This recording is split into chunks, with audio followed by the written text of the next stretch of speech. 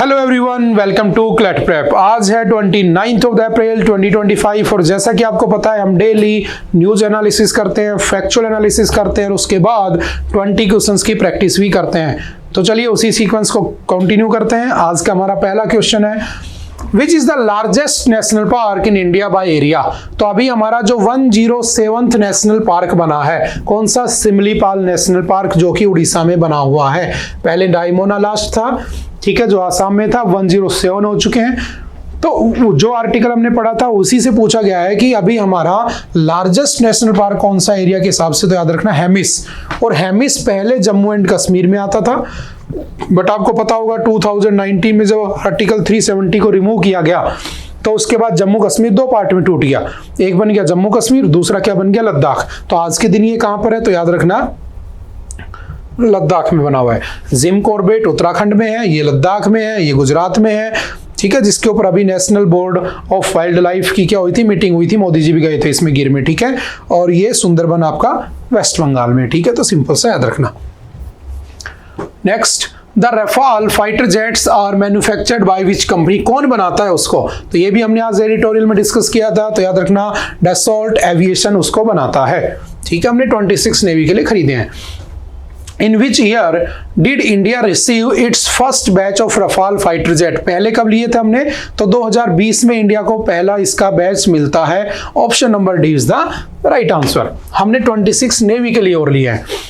Next, the POCSO act was enacted in which year. आज POCSO की भी एक न्यूज थी कि केरल हाई कोर्ट ने एक एग्रीमेंट के बाद पोक्सो के जो केस लगे हुए थे उनको क्वेश्चन कर दिया था, है ना, क्योंकि जिसके ऊपर केस लगा हुआ था उसके साथ उनकी शादी फिक्स कर दी गई, दोनों परिवार एग्री कर गए, तो पोक्सो का केस जो था क्वेश्चन कर दिया गया। तो पोक्सो कौन से ईयर में आता है? तो हमने पढ़ा था उस समय अच्छे से। तो कौन से ईयर में आया था? 2012 में, 2012 में। Prevention of the child from sexual offence.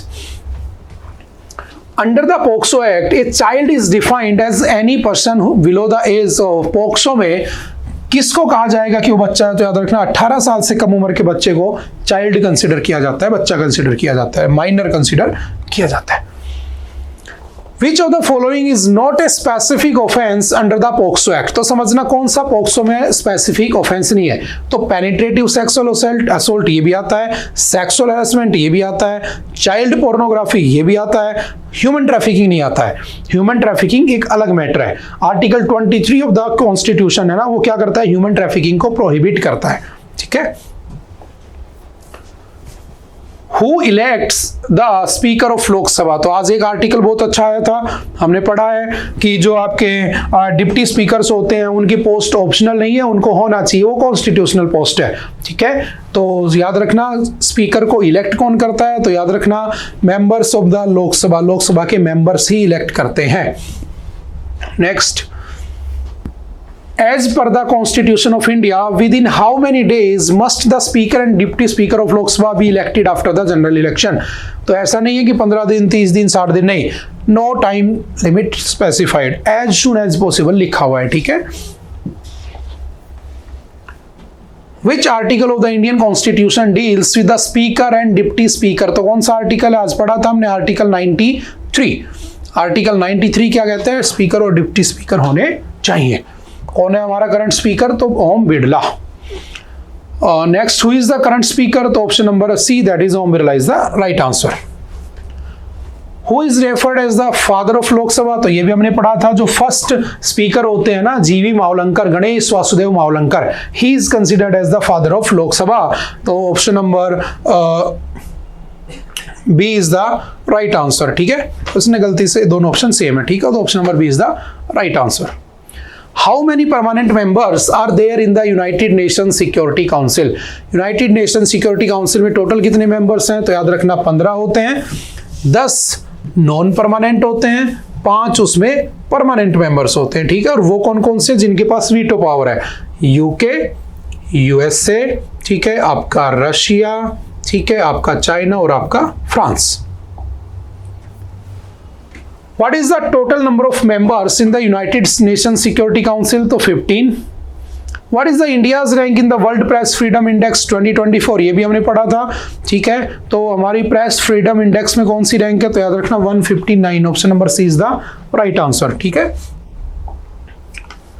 Next है the fact check unit which has been in the news recently operates under which government ministry.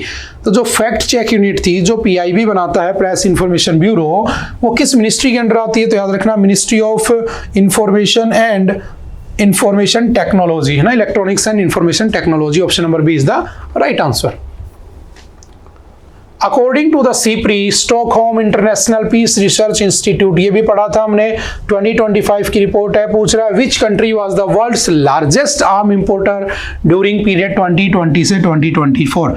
इन 4 सालों में सबसे ज्यादा किसने आर्म खरीदे? तो याद रखना यूक्रेन, ठीक है, रशिया के साथ जो उसका कॉन्फ्लिक्ट चल रहा है। As per the CPRI report 2025, which country was the largest arms exporter? सबसे ज्यादा बेचे किसने? तो याद रखना आपका United States. Option number C is the right answer. Which of the following is the highest civilian award in India? कौन सा अवार्ड सबसे हाईएस्ट है? तो याद रखना Bharat Ratna is the highest, ठीक है, जो 1954 से स्टार्ट होता है।